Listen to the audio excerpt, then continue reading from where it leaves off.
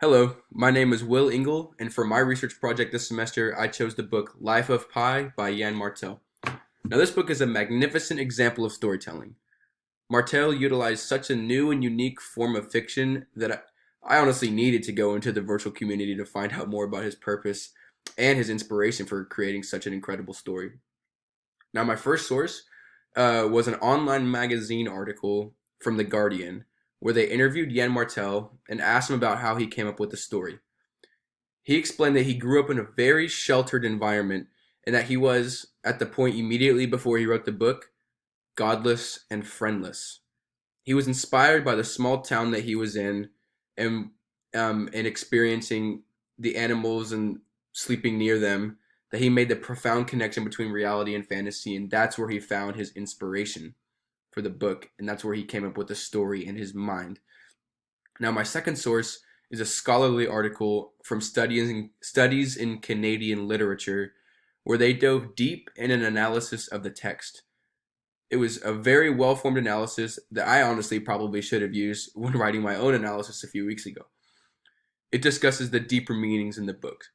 For example, how Martel was able to layer a story within another story, and how in doing so he was able to manufacture an entirely new type of literature. And now my final source, the one that I'm going to be explaining a little bit more in detail today, is a YouTube video from Akshun Jaku. It's called The Ultimate Lesson on Life and God Through Life of Pi. In this video, Jaku discusses the symbols in the book and their roles therein. Specifically, the roles of the animals in the minds of the protagonist, Pi.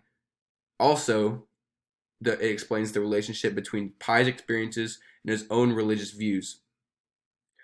That was a brilliant analysis.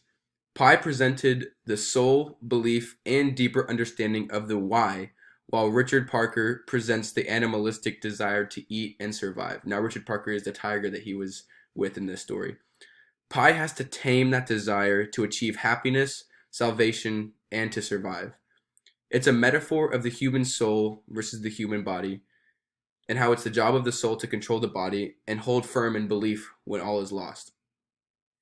Belief in a higher power isn't something provable by the animalistic human body, by scientific observation, or what we can see. It's only provable in the mind.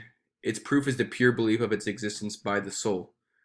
That, I think, is why belief and religion is something inherent to every human society throughout history, and why, I think, it is not something to be pushed away because of our scientific understanding of the world, but is something to be used as a tool to happiness and salvation from your own animalistic desires.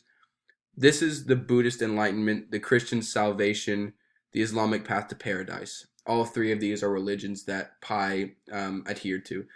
Religion is a tool for consciousness and the soul.